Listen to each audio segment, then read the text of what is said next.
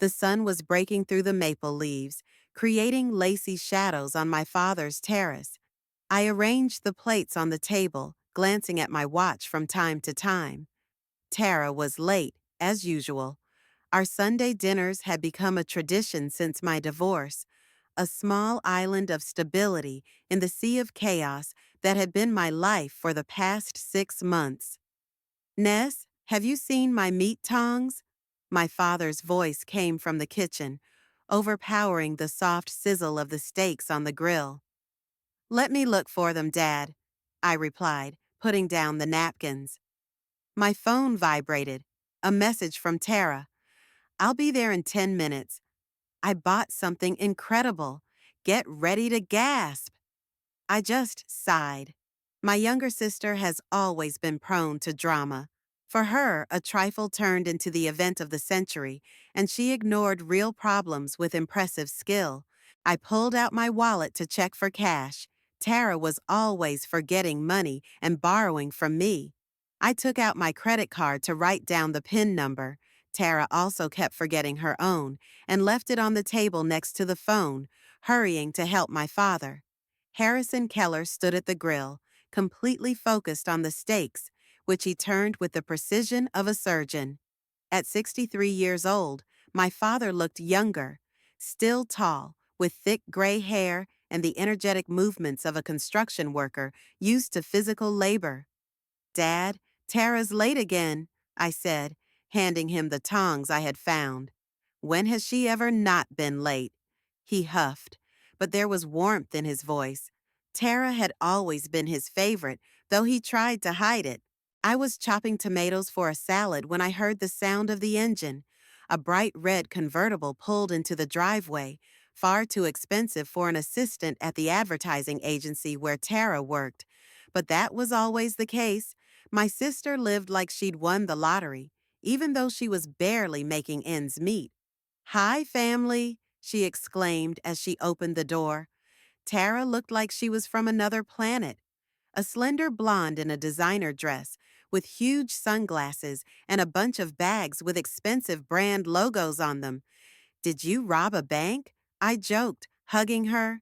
My sister smelled like expensive perfume or was it just me?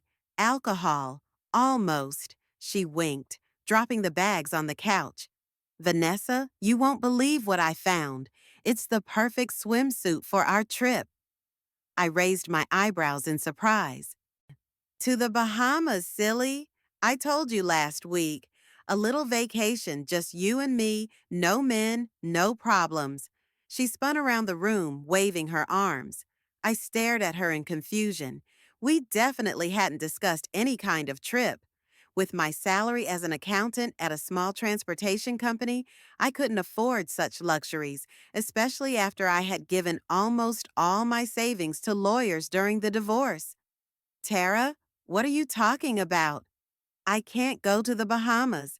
I have a job, and I'm saving up for a down payment on a house, you know.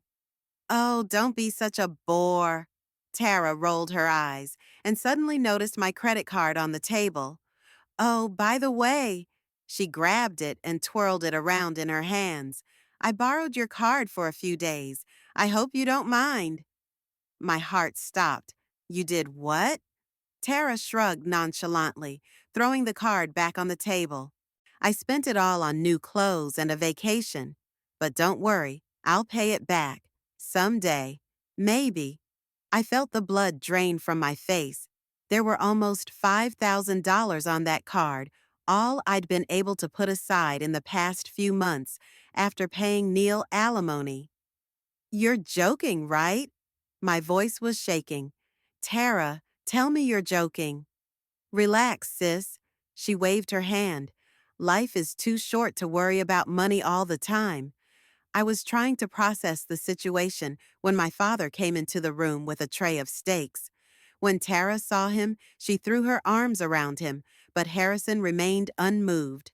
Tara, can you explain why the safe in my office is open? He asked, his voice dangerously calm. My sister froze, still with her hands on his shoulders. I, I don't know what you're talking about. My $15,000. My father enunciated each word clearly. The money I was saving to fix the roof. It's gone. Tara took a step back, and I noticed how pale she was under the layer of makeup. I. I can explain. Who stole my $15,000? My father suddenly roared, and the tray of meat flew to the floor. I'd never seen him like this. His face flushed, the veins in his neck swollen. Dad, I'll explain everything. Her voice became thin, almost childlike. I had debts. I had to pay them back. Otherwise, otherwise, otherwise what? My father was advancing. What did you do this time? They threatened me. Tara suddenly screamed, her composure shattering. You don't understand how much trouble I'm in. I stood there, dumbfounded, unable to believe that this was really happening. My credit card, my father's life savings, and Tara, who looked not just scared, but truly broken. Who threatened you? I finally found the words. Romy Dexter, she whispered, her head down. I owe him for the games. My father sank heavily into his chair. Romy Dexter? I didn't mean to. Tara was sobbing now, smearing her makeup. It was just fun at first. Then I started winning. And then I started losing. Lose a lot. How much do you owe him? Her father asked in a deadpan voice. Tara was silent, biting her lips. How much? Her father shouted again. 25,000, she answered, barely audible. But now I've paid back 15, so that leaves 10. Jesus, Tara, I fell onto the couch, feeling the room spin around me. Do you even realize what you've done? You stole money from your own father. I didn't steal it, she suddenly snapped. I borrowed it. I was going to pay it back. How? Her father slammed his fist on the table. How are you going to pay back $15,000 with your salary? Or should I ask if you're even still working? You lost your job? When? She mumbled. 3 weeks ago, but I'm looking for a new one, I promise. And there's something else. There's something you should know. What else, Tara? She looked at me with the expression of a cornered animal. I, I might have taken out some loans in your name. For a second, I just stared at her, not understanding. And then it was like an electric shock. You what? You have a perfect credit history, Tara justified herself. And I've been turned down everywhere. I needed the money, Nessie, or Rami. I wasn't listening anymore. With trembling hands, I pulled out my phone and opened the banking app.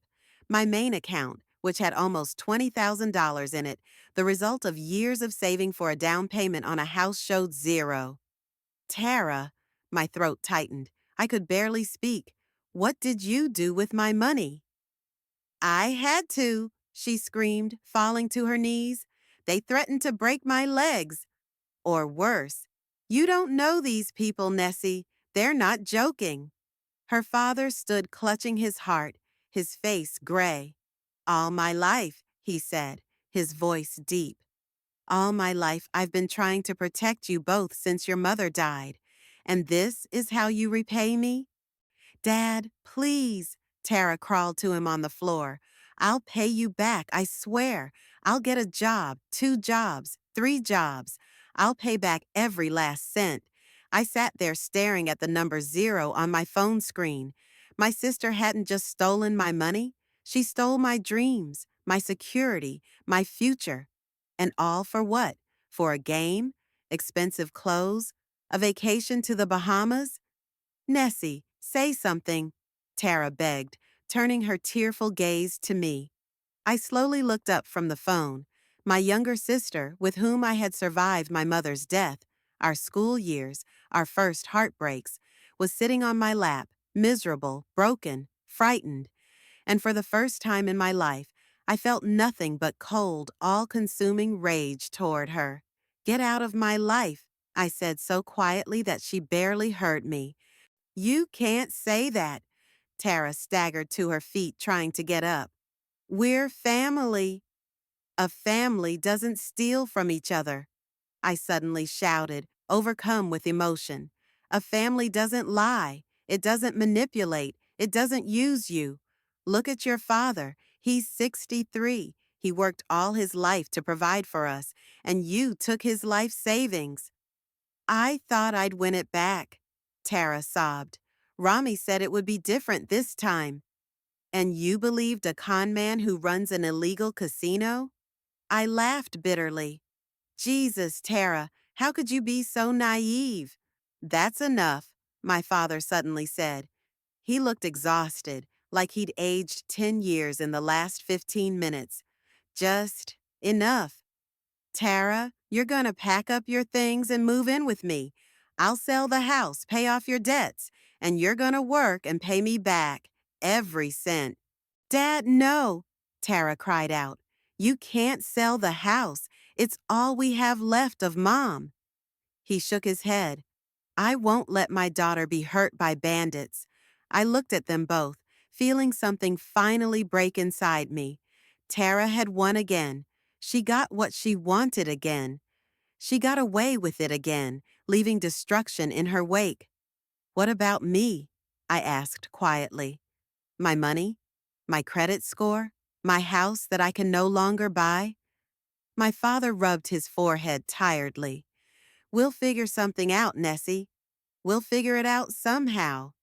We'll figure it out somehow, I repeated in a hollow voice. Tara does something stupid, and we all get out of it somehow. I stood up, grabbed my bag and the empty credit card from the table. You know what? I'm tired of getting out of this. This time you'll manage without me. And I walked out of the house, leaving them both in silence, broken only by Tara's sobs and her father's heavy breathing. A single thought pulsed through my mind. Never again. Never again will I allow my family to use me. But when I got into the car and tried to start the engine, my hands were shaking so badly that the key wouldn't go into the ignition. The reality of the situation finally hit me completely. I had lost all my savings, my credit score was ruined, and I had no idea how to go on with my life. On the way home, I almost had an accident. Tears were in my eyes and my hands were shaking on the steering wheel. The apartment greeted me with emptiness. After my divorce from Neil, I hadn't been able to make this space truly my own. Bare walls, minimal furniture, no photos. It felt like a temporary shelter, not a home. I fell on the bed without taking off my clothes, and my thoughts flew back to the past, where everything was still intact, before our family was torn apart. Mom died suddenly, although perhaps not so suddenly for her. Later I learned that she had known about the cancer for almost a year, but hid it from us, not wanting the last months to be spent in tears and regrets. One day she just didn't wake up. I was 15, Tara was 9. I remember her funeral, gray skies, light rain, and Tara holding my hand so tightly that it bruised. My father stood straight as if he were made of wood, his face expressing nothing, but his eyes were dead. Elaine Keller was the love of his life, his soul, his compass. Without her, he was a ship that had lost its bearings. The first months after her death passed in a fog. My father threw himself into his work, trying to drown his grief in endless hours at the construction site. His small company, Keller Construction, began to take on more orders than it could fulfill, anything to avoid returning to an empty house. And that's when I became an adult, not by age, but by responsibility. Someone had to cook dinner, check Tara's homework, do the laundry, clean, and make sure the bills were paid on time. The 15-year-old girl who dreamed of becoming an artist suddenly turned into a little housewife. Tara reacted differently. She started throwing tantrums, screaming, throwing things around, convulsing on the floor. Teachers called almost every day. She refused to do her assignments, was rude, and ran away from class. The doctor explained, this is her way of coping with the trauma. Give her time. But time passed, and Tara's behavior did not improve. And then I noticed a change in her father. He began to spoil her. Toys, clothes, sweets, everything she wanted, she got. "She's just a kid, Nessie," he would say when I tried to protest. "She needs her mom." "Don't I?" I asked once when he let Tara miss school for the third day in a row because she wasn't feeling well. He looked at me with a strange expression, a mixture of guilt and something akin to irritation. "You're different, Vanessa. You're strong, like your mother. Tara is vulnerable." It was then that a crack appeared, which later widened to an abyss. I was strong, so I didn't need attention, support, or comfort. Tara was vulnerable, so the rules didn't apply to her. And I tried to live up to his expectations: excellent grades, chairman of the student council, volunteering at the hospital. I was the perfect daughter who never caused trouble. And the dream of art? I buried it deep inside when I applied to the Faculty of Accountancy, a stable profession with good earnings, as my father used to say. Meanwhile, Tara grew up as a wildflower, bright, unpredictable, untamed. She dropped out of 3 different colleges, constantly changed jobs, and dated guys who gave her father a nervous tic. But one look at her, one tear, was enough for him to forget all his resentment and open his wallet again. "Nessie, you don't understand," he would say, after paying her rent for the third time in a year. "She's looking for herself. It's normal at her age." "She's 25, Dad," I replied. I was her age and had been working for 2 years and engaged. Ah, the engagement, another perfect page in the perfect book of my life. Neil Forrester is a law school graduate, elegant, ambitious, with a flawless smile and a plan for the next 20 years of his life. We met at a charity event. I was the bookkeeper for the foundation, and he was one of the sponsors. 2 weeks of dating, 3 months of relationship, 6 months of engagement. Everything was on schedule. Everything was right. "He's a great choice," my father said, and I felt strangely relieved, as if I had passed a difficult exam. Our wedding was modest, partly because of the budget and partly because of my preferences. Tara was the maid of honor, striking in a peach dress that cost more than my own. She flirted with the best man, spilled champagne on the tablecloth, and made a drunken toast that left half the guests coughing in embarrassment. But when it came time to throw the bouquet, she stepped aside. "It's not for me, sis," she said with a wink. "I love freedom too much. The first year of marriage was normal. Neil worked hard at his law firm, and I did the accounting for a transportation company. We bought a small house in a good neighborhood, got a cat, and planned to have children in 2 or 3 years when our careers stabilize. And then the little things started. Neil criticized my clothes. Too bright for a lawyer's wife. He checked my expenses. You need to save for the mortgage. He called several times a day to find out where I was and with whom. I'm just worried about you, my love. He had a strange habit of reminding me how lucky I was that he chose me. So many beautiful women dreamed of me, and I chose you, an ordinary accountant, he would say, as if he were complimenting me. I began to notice how I was shrinking in his presence. I spoke quieter, laughed less often, took up less space. He liked to show me off at corporate parties, my lovely wife, but rolled his eyes when I tried to make conversation with his colleagues.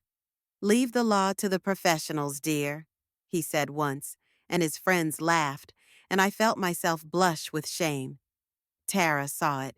Surprisingly, my light-hearted sister was the only one who noticed. "He's dimming your light, Nessie," she said after one of the family dinners. I laughed and brushed her words aside. What did she know about relationships? She, who changed boyfriends like gloves and never lasted more than 6 months in any job? Everything changed the day I came home early. My boss let us go because of a fire alarm in the building. The bedroom door was open, and there were sounds coming from there that could not be misinterpreted. Katie, my best friend since college, and Neil, my husband, were making love in our bed, the same one we had chosen together, and for which I had been paying off the loan for the past 2 years. The worst part wasn't the betrayal. The worst part was the way he looked at me when he spotted me in the doorway. Without shame, without guilt. "You were supposed to be at work," was the first thing he said. The divorce became a war. Neil hired the best lawyer I knew in town, his boss. He claimed that I was emotionally unstable, that our house was bought mostly with his money, a lie, that I was squandering our savings, another lie. He even tried to take the cat away. My father stood aside. "I don't interfere in your affairs with Neil. It's between you two." Tara, surprisingly, was the only one who actively supported me. She showed up with a bottle of wine when I was feeling the worst, accompanied me to meetings with a lawyer, called Neil names that made me blush no matter what. I gave Neil so much more than he deserved just to get it over with. The house, most of the furniture, half of my savings. But I kept my dignity and my cat. And then a new life began. Lonely, quiet, colorless. I rented a tiny apartment, went to work, came home, and slept. Sometimes I visited my father for Sunday dinners. I watched Tara repeat the same cycle over and over again. New job, new boyfriend, new problems, her father rescuing her. "Why do you always forgive her for everything?" I asked him once, when he paid for the repairs to her car after an accident she caused while driving drunk. "She's my child, Vanessa," he replied, as if that explained everything. "I'm your child too," I reminded him quietly. He looked at me, and something like understanding flashed in his eyes. But only for a moment. "You don't understand. Tara is different. She reminds me of your mother, just as bright, just as vulnerable. Your mother needed protection too." I swallowed a bitter laugh. My mother was the strongest woman I've ever known, a teacher who worked with troubled children, a volunteer, a community activist. She died hiding her illness so as not to disturb us. Tara did not resemble her in any way, except maybe in the color of her eyes. But I didn't argue. There was no point. In her father's mind, Tara was the reincarnation of her mother, and nothing could change that image. So I continued to live my quiet life, gradually saving money for my own house, a small dream that helped me get up every morning. I didn't date. I didn't make new friends. I didn't seek adventure. Neil took more than just the things we had in common. He took my ability to trust, my faith in people, my courage to take risks. And then came that Sunday afternoon when everything changed. When my sister took my credit card and destroyed everything I had worked so hard to build over the years. Lying in bed that night, after the horrific scene at my father's house, I thought about the irony of the situation. All my life, I had been doing the right things, studying, working, saving, being responsible. And here I was, alone, broke, with a ruined credit history. And Tara, who had never put any effort into anything, once again had a lifeline, a father who was willing to sell the house to save her from the consequences of her own actions. But this time, something was different. This time, Tara had gone too far, hurting not only my father, but me as well. And something inside me changed, a small, hard crystal of anger and determination that had never been there before. I got out of bed, turned on the light, and took out my notebook. It was time to make a plan. Because if I've learned anything over the years, it's that no one can save me but myself. I woke up to the sharp ringing of the phone. The clock on the night table showed 8:30 in the morning. It was Monday, the day I had to go to work, pretend everything was normal, smile at my colleagues and clients as if my life hadn't turned to rubble in one Sunday afternoon. "Hello." My voice was hoarse from tears and a sleepless night. "Nessie, it's Dad." He spoke softly, tiredly. We need to talk. All of us. I I don't know what to do. Something in his voice, a helplessness I'd never heard before, made me throw back the blanket and sit up on the bed. What's wrong? I asked, even though I suspected the answer. Tara? He trailed off. It's worse than we thought. Much worse. We're at my house. Please come. I wanted to say no. I wanted to tell him that it wasn't my problem, that I had suffered enough because of their secrets and lies. But the fatigue in my father's voice was so sincere, so genuine, that I couldn't. I'll be there in an hour, I replied and pressed disconnect. On the way to my parents' house, I stopped by the bank. I needed to find out how bad things were. The manager, Monica Pierce, was a classmate of mine and always made time for me. This isn't just a used credit card, Vanessa, she said, looking at the computer screen with a sad expression. One for 5,000, one for 7, one for 10, and almost all of your savings account has been withdrawn, about 20,000. I sat there, dumbfounded, trying to comprehend these numbers. $42,000. The amount I'd been saving for years, denying myself everything from new clothes to vacations. How is this possible? I whispered. Loans require my signature, my presence. Monica sighed. A lot of things are done online nowadays, Nessie, and the person who did this knew all your information, your social security number, your mother's maiden name, your date of birth. Plus, she hesitated.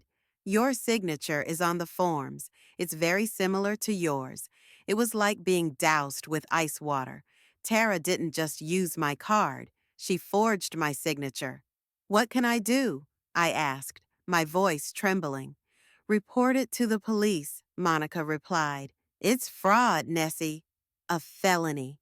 Report your own sister to the police. I tried to imagine myself signing the papers, giving my statement, and seeing Tara being led away in handcuffs.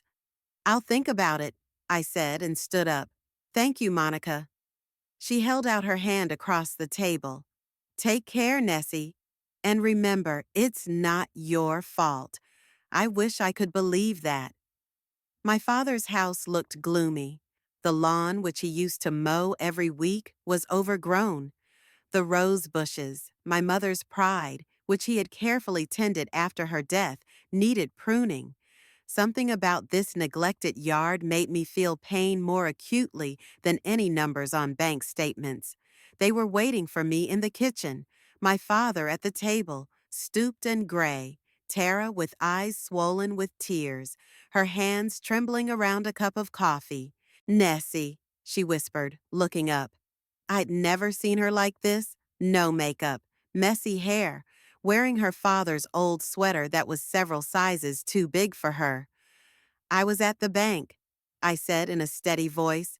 42,000, Dad. That's how much she stole from me.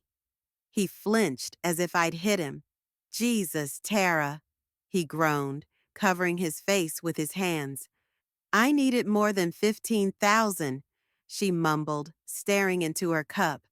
Rami said if I didn't pay it back all at once, the interest would go up. How much do you owe him? I asked, still standing by the door, not moving closer to it. Tara was silent, biting her lips.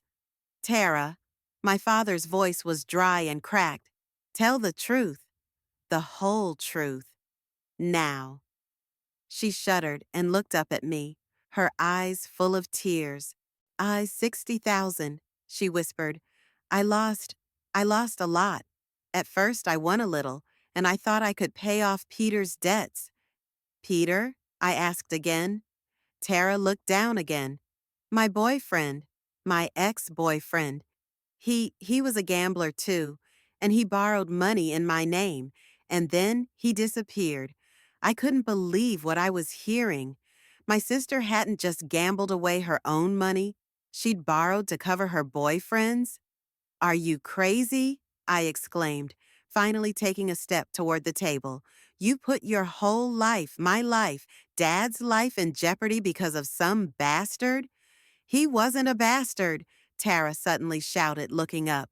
He was just in trouble. Enough. Dad slammed his fist on the table so hard that the cups bounced.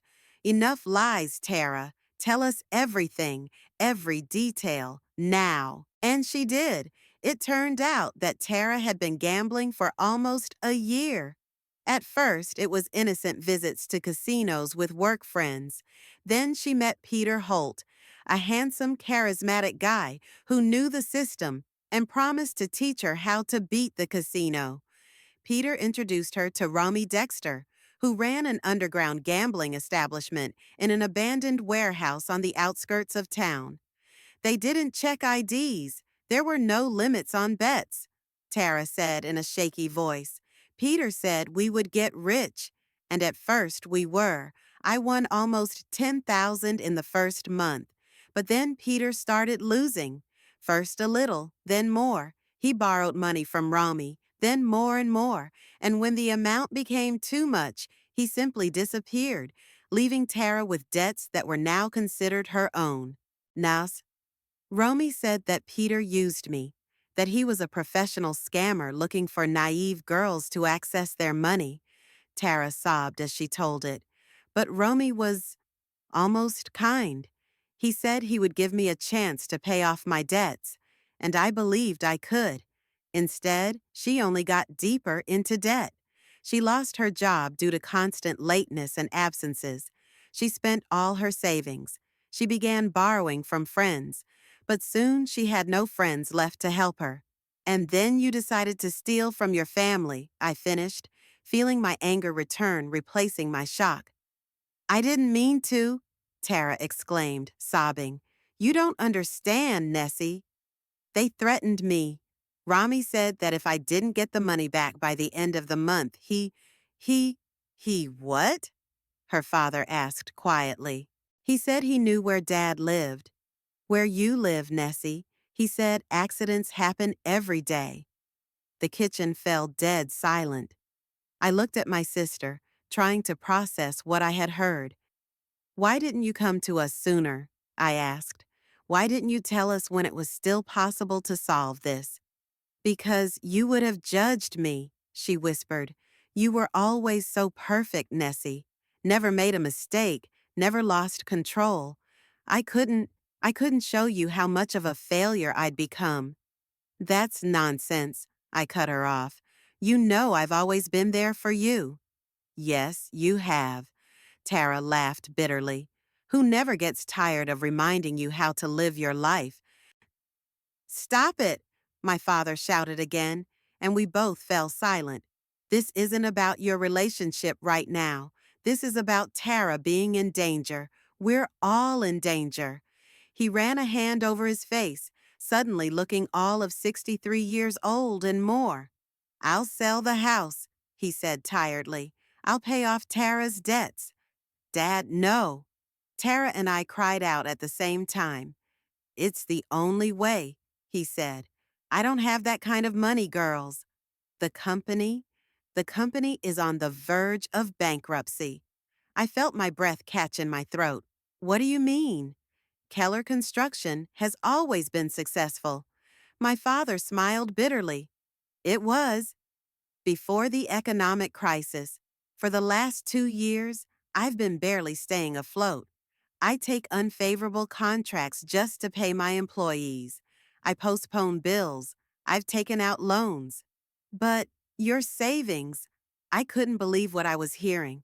What savings, Nessie? My father shook his head tiredly. The 15,000 that Tara stole is all I have left. I spent the rest on other things. What other things? I asked, feeling like I was about to hear something I'd rather not know. Tara and my father exchanged glances, long, hard looks that spoke of secrets I didn't know. Tell her, Tara whispered. She has a right to know. Tara's been sick, Nessie. She has been for years. I've been paying for her treatment. Sick, I looked at my sister. With what? Depression, Tara answered quietly, not looking at me. And addiction. First on alcohol, then on antidepressants. Now the game. I felt my face distort with shock. And you never thought to tell me about this? I turned to my father. All these years you've been giving her money, and I thought that I was just spoiling her? He asked quietly. It was easier. Easier for whom? I felt tears coming to my eyes. Why did you both decide that I didn't deserve the truth? Because you were the only normal one in this family? Tara suddenly exclaimed, standing up. You were stable. You were successful. You went to college, got a job, got married. You were the one who made it, Nessie. We didn't want to drag you back. Drag you back? I couldn't believe my ears. You're my family. How could you decide for me what I could and couldn't know? We wanted to protect you, my father said quietly. Dash, from what? From the truth? I shook my head. All my life I felt that something was wrong, that you two had some kind of connection that I never understood, like I was a stranger in my own family. Now I know why.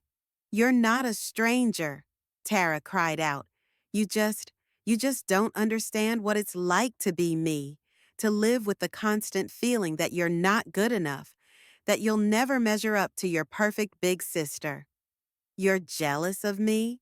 I couldn't believe it. After everything that happened to my marriage, after all the years of denying myself everything to be responsible, do you really think my life is better than yours? Do you at least remember her? Tara suddenly cried out, tears streaming down her face. You remember your mom. You have memories. And what do I have? A few pictures and my father's stories about how similar I am to her. How can I look like someone I don't even remember? She fell to her knees, sobbing, and in that moment I saw her for what she really was not, a carefree, selfish tomboy, but a broken, lost young woman who had spent her life trying to live up to the image of the mother she had never known. Oh, Tara, I whispered, feeling my heart clench with pain. I'm sorry, he said, and I wasn't sure if he was addressing Tara, me, or the ghost of our mother that seemed to fill the room. I failed you both. I looked at them, my gray-haired, tired father and my sobbing sister, the two people I loved most in the world and who had kept the truth from me my entire adult life. And suddenly, I realized that nothing would ever be the same again. We had crossed a line from which there was no return. We have to solve the problem with Rami, I said, feeling strangely calm. And then we'll figure out everything else. Tara lifted her tearful face. How? No, I agreed. But we have something else. We have each other, and I won't let anyone threaten my family, even if that family sometimes drives me crazy.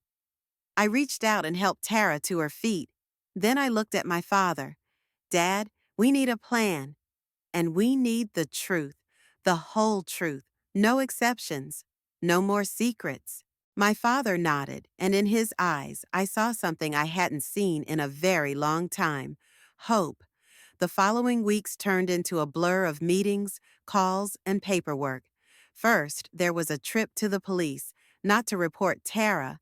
I never did, but to officially record the fact that my identity had been stolen and my documents fraudulently used. The officer who took the report looked at me with a mixture of sympathy and suspicion.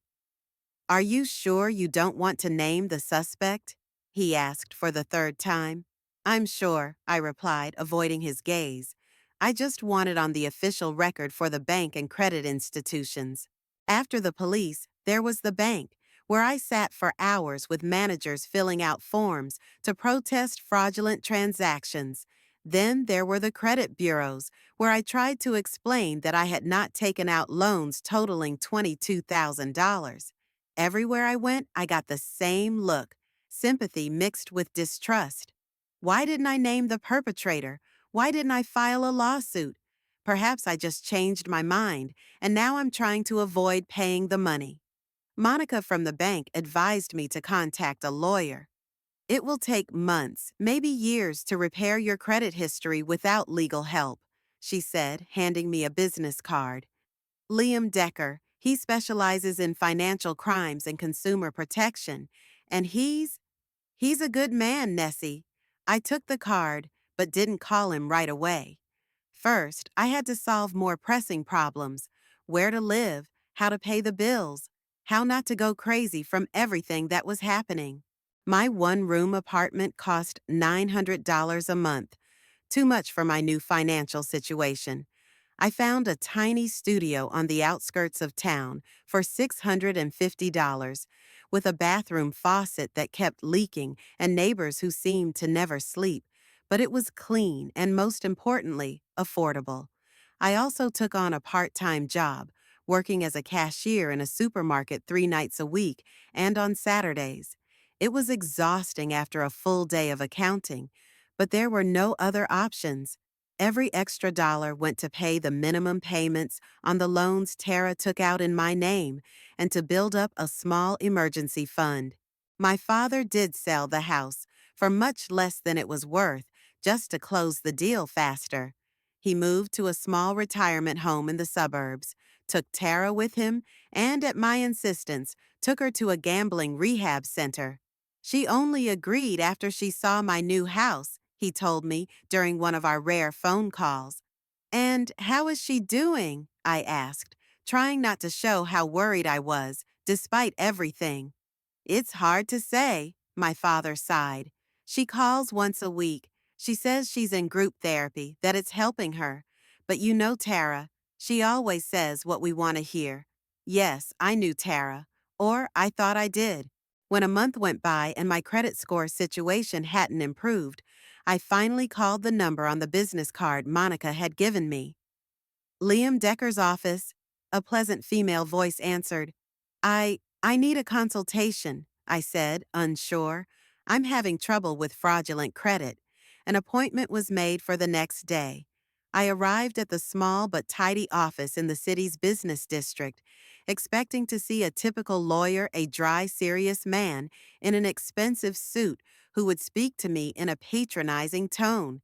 Instead, I met Liam Decker, a tall, reddish-haired man in his mid-40s, wearing jeans and a sweater, with glasses that kept slipping down to the tip of his nose. "Miss Keller?" He extended his hand with a warm smile. "Please come in." Coffee? Tea? His office was cluttered with books and papers, but there was a system to the mess. I sat down on the chair offered and told him my story, omitting names and exact details, simply saying that someone close to me had used my information to obtain loans.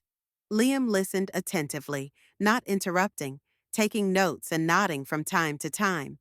When I finished, he took off his glasses and rubbed the bridge of his nose. "This is a difficult situation, Ms. Keller," he said, "especially if you don't want to give the name of the fraudster." "Vanessa, please," I corrected him automatically. "But it's a family matter." He nodded as if that explained everything. Family issues are usually the most difficult, but not impossible to solve. And then he laid out a plan of action in front of me, detailed, methodical, with specific steps and time frames. "It will take time," he warned, "and it won't be easy. But we will gradually restore your credit history." We. This word resonated with a warmth I hadn't felt in a very long time. "How much will it cost?" I asked, preparing myself for the numbers that would dash all my hopes. Liam gave me a long look and then gave me a figure that was much lower than I had expected. "But it's a special rate for Monica's friends," he explained with a smile.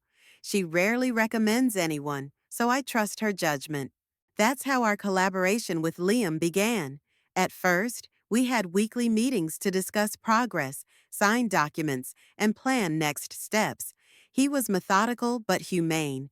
He never spoke in legalese that I couldn't understand, and he always found time to answer my questions. Gradually, our meetings became more than just working consultations. We could discuss books, movies, and the news.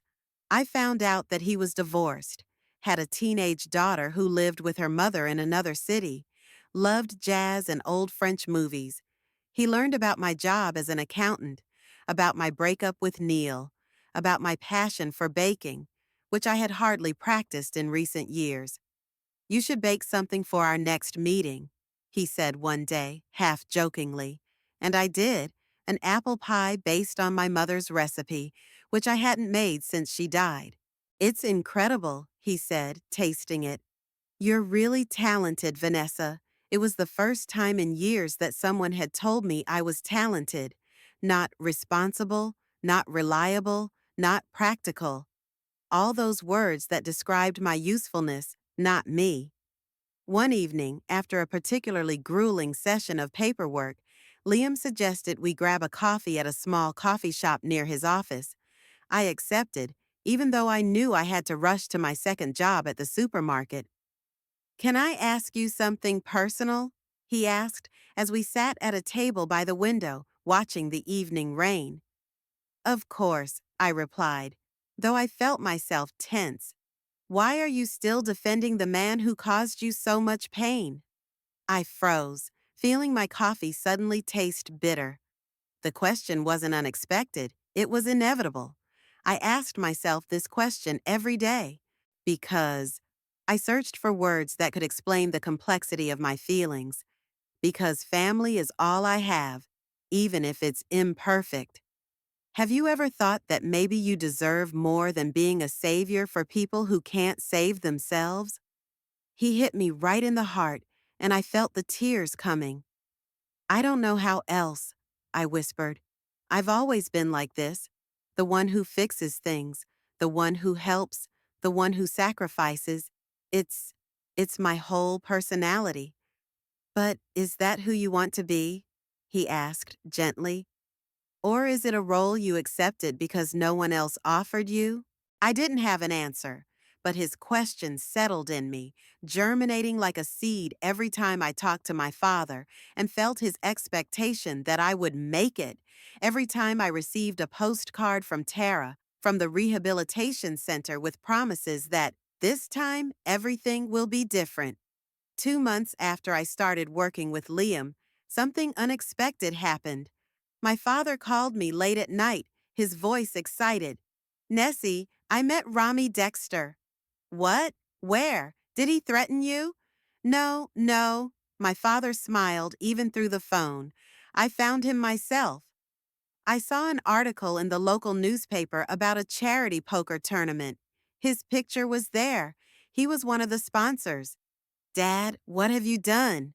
I felt panic rising inside me.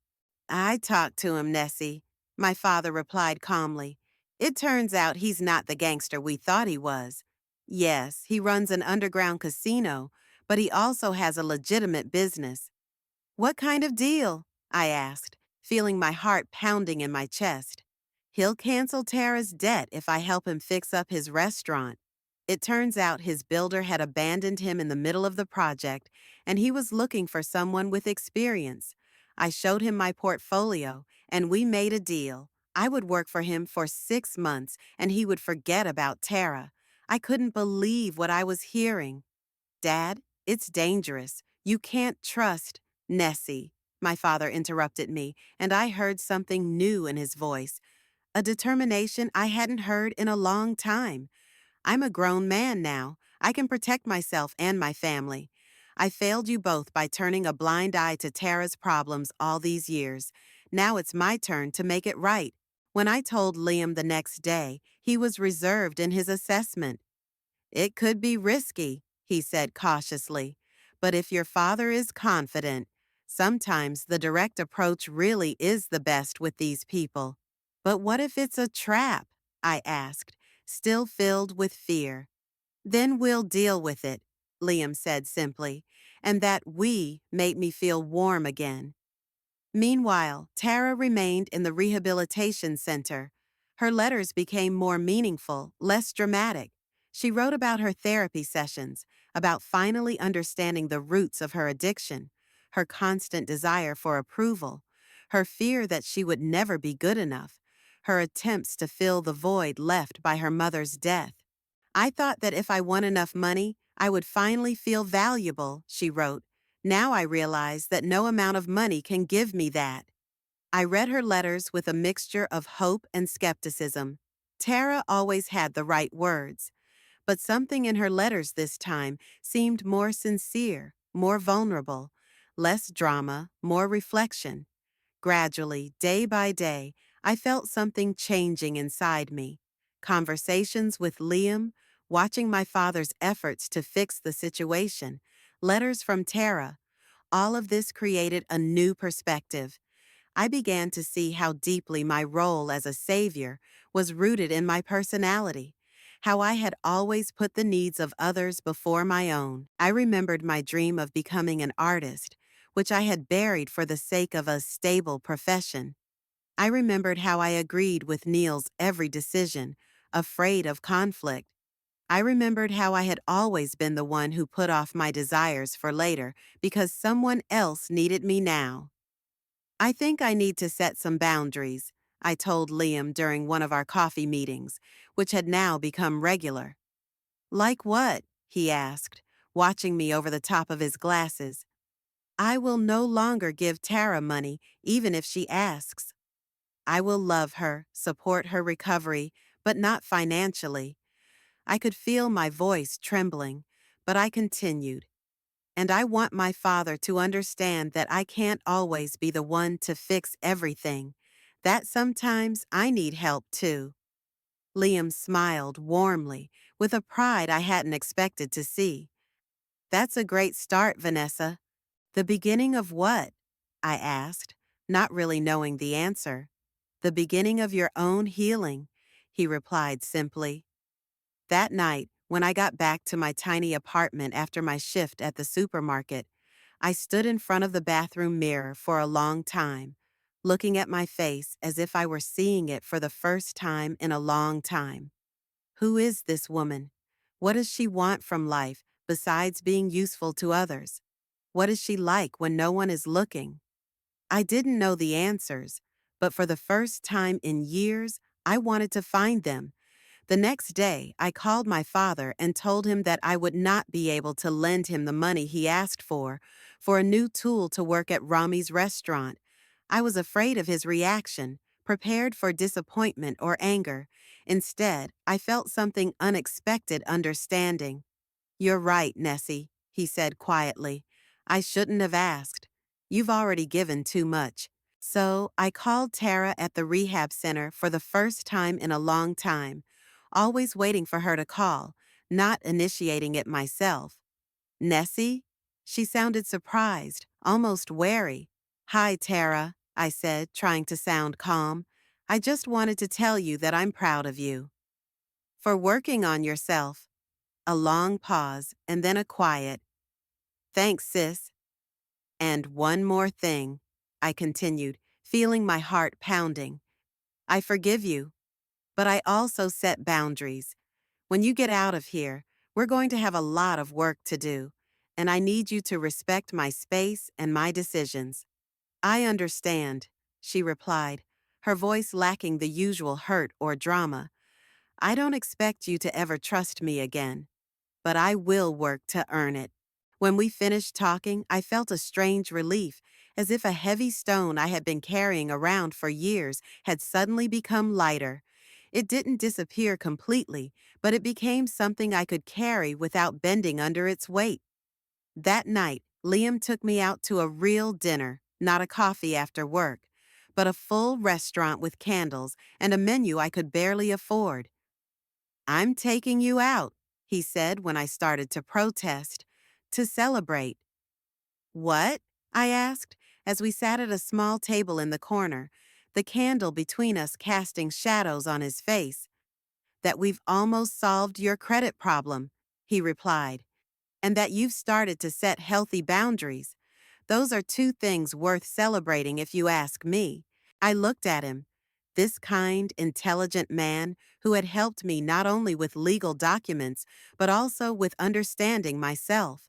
And suddenly I realized that I hadn't thought about Neil for a long time, about how he had destroyed my trust, how he had made me less than I was.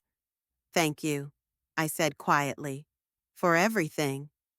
Liam reached across the table and touched my hand lightly. "You did all the hard work yourself, Vanessa. I was just there for you." And that was the difference, I realized. Liam was there, but he wasn't trying to save me. He saw me not as the perfect daughter, not as the responsible older sister, not as the convenient wife, but as a woman with her own wants, needs, and right to make mistakes. And I, perhaps for the first time in my adult life, was beginning to see myself the same way. Exactly 1 year has passed since that Sunday lunch that changed everything. Sometimes, when I woke up in my new apartment, bright, spacious, with windows overlooking a small park, I wondered how much could change in 365 days.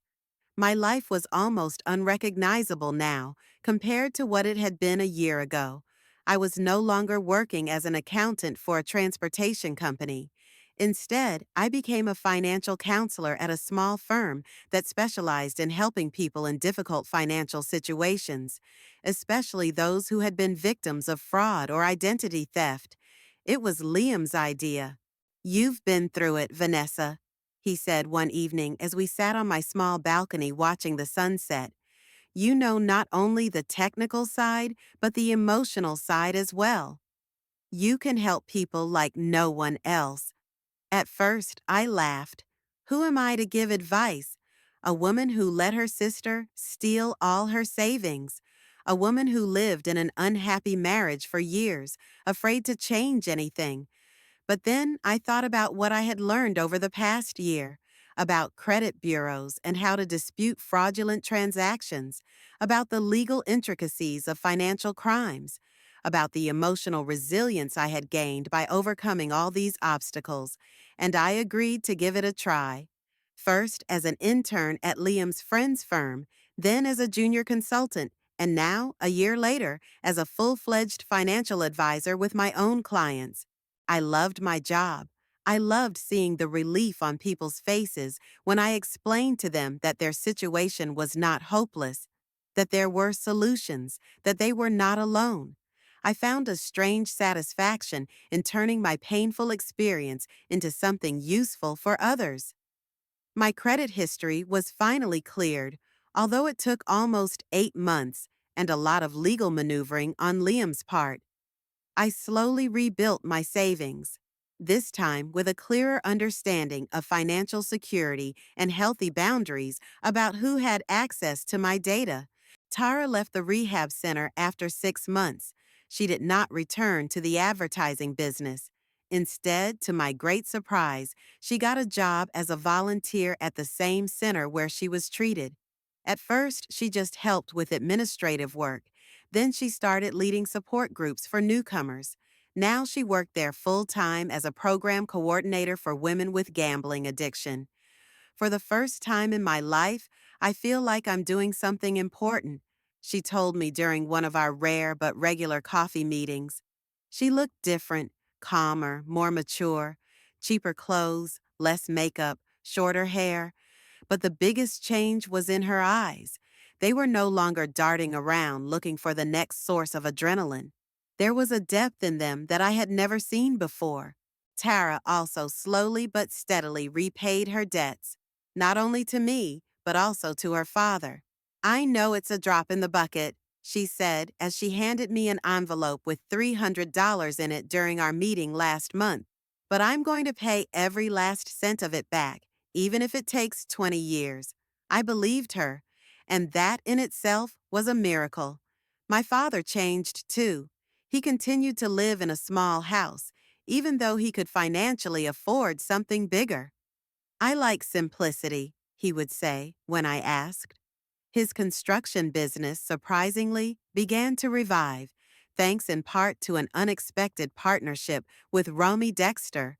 Yes, the same Romy Dexter, the owner of the underground casino who had threatened my sister.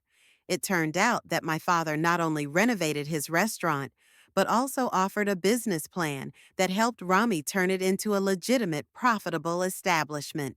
They were now business partners, developing a chain of small family restaurants in our town.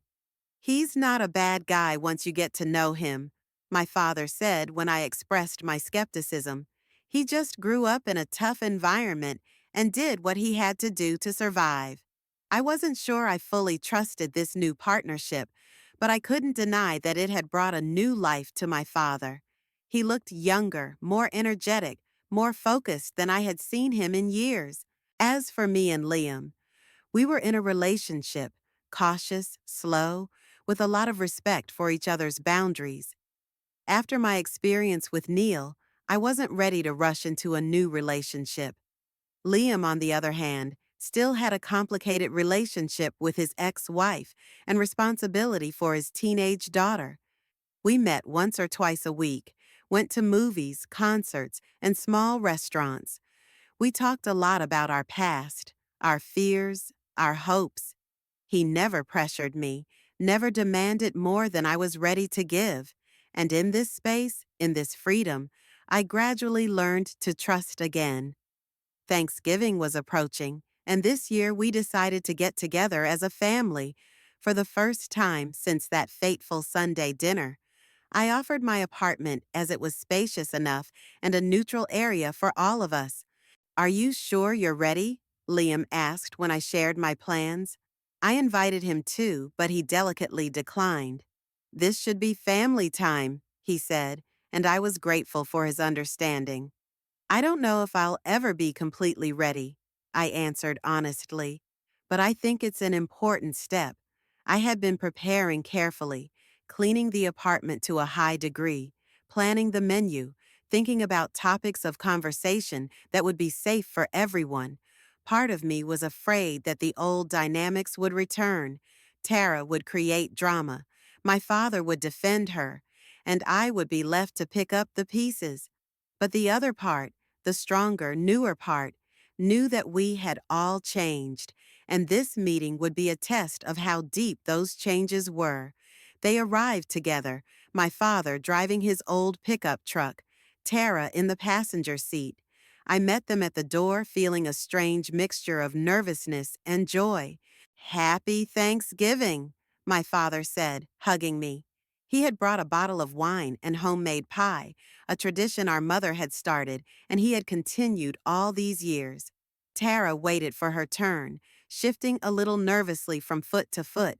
As we hugged, I could feel how much weight she had lost, not unhealthily, just more fit, as if she had finally started taking care of her body. "Happy Thanksgiving, sis," she whispered in my ear. The first few minutes were awkward. We all moved cautiously, as if in a minefield, trying not to touch on sensitive topics. But gradually the tension began to ease.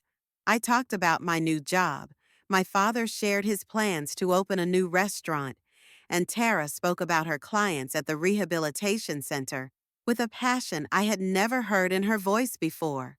We laughed at old family stories, avoiding the most painful ones. We remembered my mother, not with sadness, but with warmth, sharing the memories we had preserved. "I found her old notebooks," my father said over dessert. "They are full of poems she wrote and drawings. You never told us that Mom wrote poetry," I said, feeling a slight sting, another piece of information that had been kept from me. I couldn't, I couldn't talk about her for a long time," my father replied, looking down at his plate. "But now I want you both to know her better. Perhaps we could read these notebooks together someday." Tara suddenly stood up and left the room, leaving my father and me exchanging confused looks. She returned a moment later holding a small velvet box. I was going to wait until the end of the evening, but she held the box out to me. "This is for you, Nessie." I opened it and felt my heart stop. Inside was a medallion, a silver heart-shaped locket engraved with the initials E.K. Elaine Keller. My mother always wore it, never taking it off. After her death, it came to me, but disappeared many years ago. I always suspected that Tara had taken it, but I never dared ask. "I sold it when I was 17. Tara said quietly, not looking me in the eye. I needed the money for, well, it doesn't matter now. I found it in a pawn shop 6 months ago. It was worth a lot more than it was when I sold it. I worked overtime to buy it back. I held the medallion in my hands, feeling its weight, not only physically but emotionally. This little piece of silver held so much history, so much pain, and so much hope. I know it doesn't make up for everything I've done, Tara continued, her voice trembling, but I wanted you to know that I'm trying. I'm trying to be a better sister, a better daughter, a better person. I looked at her, my younger sister, who had caused me so much pain, but who was now standing in front of me, vulnerable and sincere. And I did something I hadn't expected myself to do a year ago. I stood up and hugged her tightly. Thank you, I whispered, feeling tears streaming down my cheeks. This means more to me than you can ever know. My father joined us in the hug, and we stood there for a few minutes, three broken people who were perhaps finally beginning to glue their pieces back together. Later, when they left and I was alone in the silence of my apartment, I sat down on the couch, still holding the medallion. I opened it and saw a small photo inside. My mother, young and smiling, holding a baby. It was me. And at that moment, I realized something important. Families are never perfect. They are complex, confusing, and sometimes painful, but they can also heal, grow, and change. A year ago, I stood in the ruins of my life, feeling betrayed and alone. Now I was sitting in the warmth of my new home, with a new job that made sense, a new relationship that was based on respect, and a new understanding of my family not idealized, but real. I wasn't the same Vanessa Keller I was a year ago, that sweet, compliant woman who let others define her life. I learned to set boundaries, to say no, to protect myself, but I also learned how to forgive, not to forget, not to pretend that the pain didn't happen, but to let go of the anger that only gnawed at the wounds. I looked at the medallion again and then put it around my neck. It felt warm against my skin, as if it were carrying a piece of the past into the present. Then I picked up my phone and did something I wouldn't have done before. I texted Liam, asking if he wanted to come over. Did they leave? He replied a moment later. Yes, and it went, well, better than I expected. I'm glad. I'll be there in 20 minutes. Can I get you anything? Just myself, I answered, and felt myself smile. I went to the window and looked out at the night city. Somewhere there was my father's house, where he might be reading my mother's poetry right now. Somewhere there was Tara's apartment, where she might be preparing for tomorrow's work with women who were struggling with the same demons she was. Somewhere there was Liam, on his way to me, a patient and kind man who showed me that love doesn't have to be painful to be real.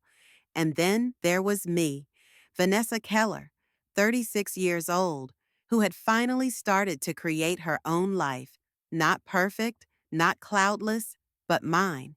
A year ago, my sister stole my credit card and ruined my life. Today, she gave me my mother's locket and maybe a chance for a new relationship, one based not on obligation or guilt, but on true understanding and acceptance. I didn't know what tomorrow would bring, but for the first time in a long time, I was ready to face it with an open heart and uplifted head.